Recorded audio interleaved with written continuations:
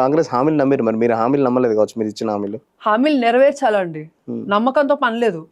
మేము మేనిఫెస్టోలో మెన్షన్ చేసిన ప్రతి మార్పు మా టెన్యూర్లో పాసిబుల్లీ 95%, 99% మేము క్లియర్ చేసుకుంటూ వచ్చాం. చూపించమనండి కాంగ్రెస్ వాళ్ళని. నేను ఇప్పుడు కాదు, first election right from the beginning అప్పటి నుంచి మేనిఫెస్టోలు తీసుకుంటూ చూపిస్తా. ఎన్ని అయ్యాయో చూపియండి. మరి ఇదే తెలంగాణ రాష్ట్రంలో 1969లో తెలంగాణ రాష్ట్రం కావాలని కొట్లాడినందుకు ఆన్ ద స్పాట్ 369 మందిని కాల్చి చంపేశారు కాంగ్రెస్ గవర్నమెంట్ వాళ్ళు. దశాబ్దాల పాటు తెలంగాణ వైపు కనీసం చిన్న చూపు చూసారు కానీ ఎందుకండి మీరు బీఆర్ఎస్ కోసం వ్యతిరేకంగా మాట్లాడుతుంటే మీరు నన్ను ఇంటరప్ట్ చేస్తున్నారు.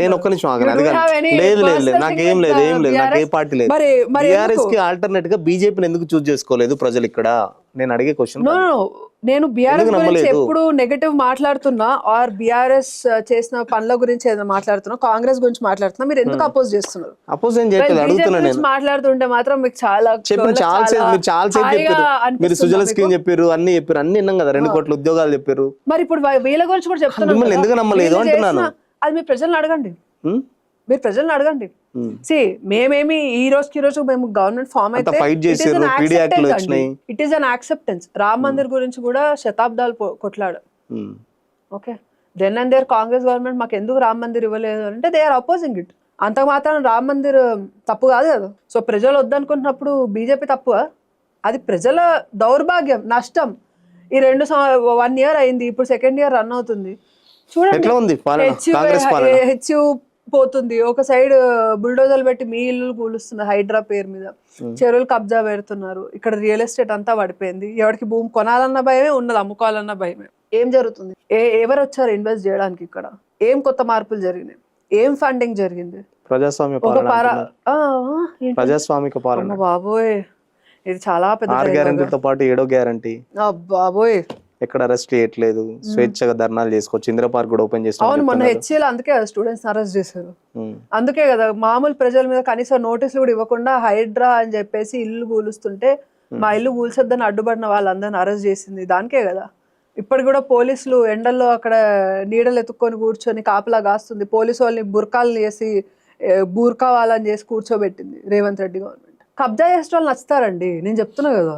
జెన్యున్ గా వచ్చేటోడు రాజకీయాల్లో ఎప్పుడు బాగుపడలేడు. అంతే. బీజేపీ ఎందుకు రాలేదంటే నేనైతే చెప్తా, మేము జెన్యున్ గా వెళ్ళాం, జెన్యున్ గా ప్రజలకి చేద్దాం అనుకున్నాం, మార్పు తీసుకొద్దాం అనుకున్నాం. తెలంగాణ రాష్ట్రం బంగారు రాష్ట్రం అన్నాడు కానీ వాళ్ళ ఇల్లు వాళ్ళ కుటుంబం బంగారు అయింది, కానీ తెలంగాణ రాష్ట్రం మాత్రం బికారీ అయింది. కానీ ఎవడు పట్టించుకునేటోడు లేడు. రూపాయి ఇవ్వలేదు.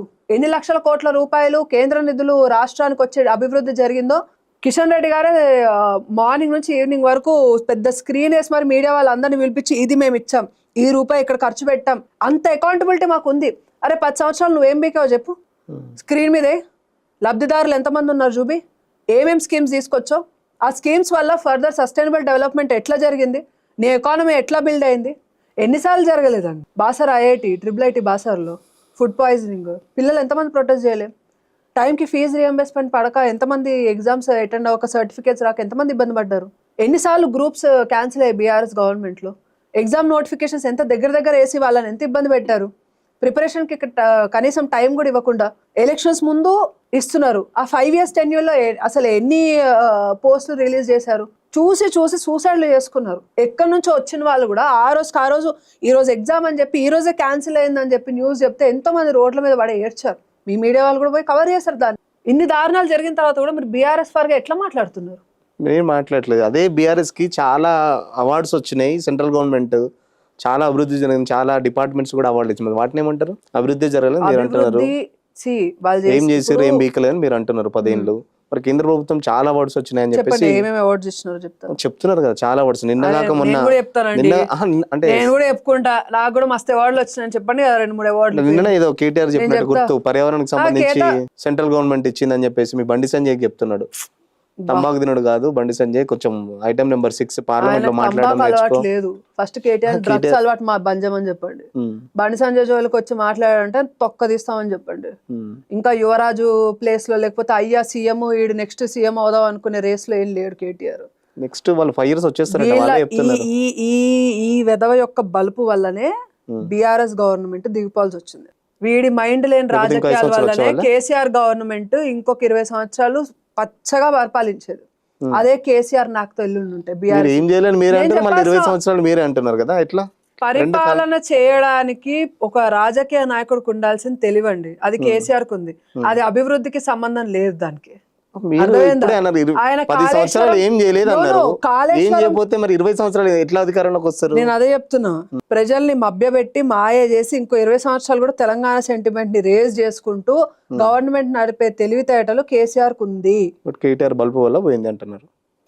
ఇప్పటికైనా బల్బు తగ్గించుకొని ఫార్ములా రేస్ లో ఏమైంది 22,000 కోట్లు ఏడమింగిను చెప్పాలి కదా, తీయాలి బయటకు. మరి మొత్తం పర్యావరణ సంరక్షణ మేము ఇవన్నీ చేస్తున్నాము అని అన్నారు కదా, మరి ఎన్ని లక్షల చెట్లు కొట్టేశారు తెలంగాణ రాష్ట్రంలో? లెక్క తీస్తే ఉంటది.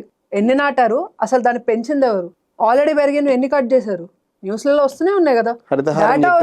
గ్రీన్ కవరేజ్ చేశారు. హరితహారం అనే కాన్సెప్ట్ తీసుకొని వచ్చి వీళ్ళు చేసింది ఏంటి, ఎఫారెస్టేషన్ కాదు డిఫారెస్టేషన్ చేశారు. దానికి సంబంధించిన డేటా పూర్తిగా బయటకు వచ్చింది జస్ట్ ఎలక్షన్స్ ముందే.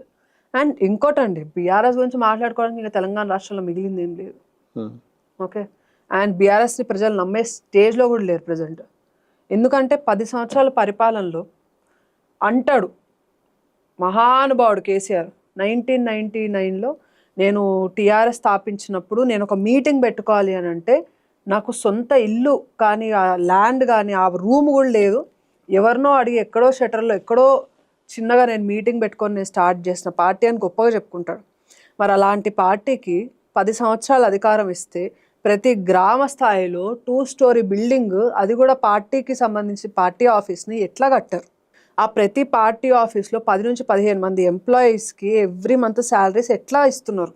చందాలు వస్తాయి కదా, ఏ పార్టీకైనా వస్తాయి. మీ పార్టీకి వస్తాయి, కాంగ్రెస్కి వస్తాయి, బీజేపీ కూడా చాలా 100,000 కోట్లు ఉన్నాయి, కాంగ్రెస్ కూడా 100,000 కోట్లు ఉన్నాయి.